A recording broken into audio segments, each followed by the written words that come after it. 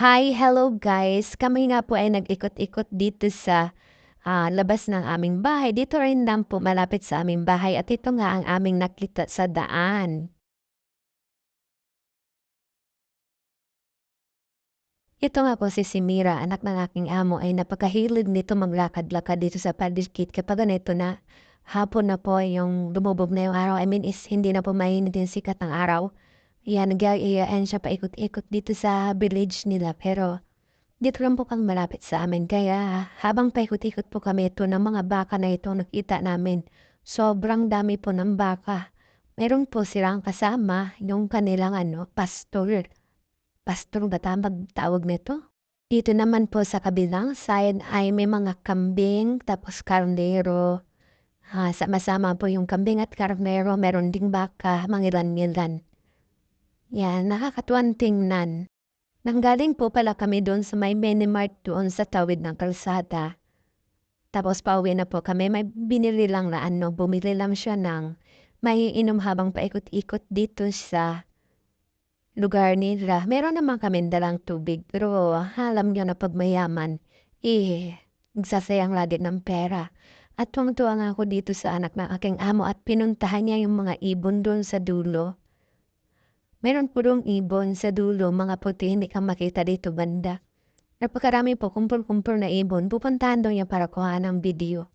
Pero pinagtatawanan ko nga siya kasi nga habang palapit siya ay palayo yung mga ibon.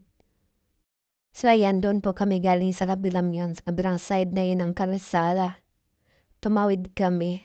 Katuwa lang, patakbo-takbo kami para may mga mga engot. So ayan, antayin ko na itong mag-ina na ito. Dagan-dagan siya. Dili pagid mi sa kadaruhan. Stedon yun ay. So ayan, ganito po ang aming itsura dito kapag lalabas ng bahay. Kailangan po talaga naka-all black ka.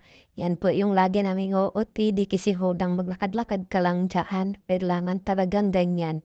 Nakatakip ang pagmumukha mo tapos yung kalimutan mo lang nakikita. Yan. Ganyan ang mga itsura ng mga babae dito. Pauwi na nga po kami at dito kami sa shortcut dadaan. Pero medyo pasmado po yung videographer natin for today's video. At gabi na po, tapos na kaming maghapunan pero nandito kami sa labas para magpahangin-hangin. Kasi masarap dito sa labas pag ganitong oras na hindi mainit. Tapos paupo po ka dito, may dala kang kape, ganun po.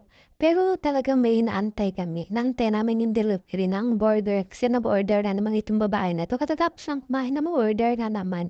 Hindi ko alam kung saan yung sasaksak itong mga pagkain na ito. Maliit naman, di naman bumalaki. Pero napakatakaw.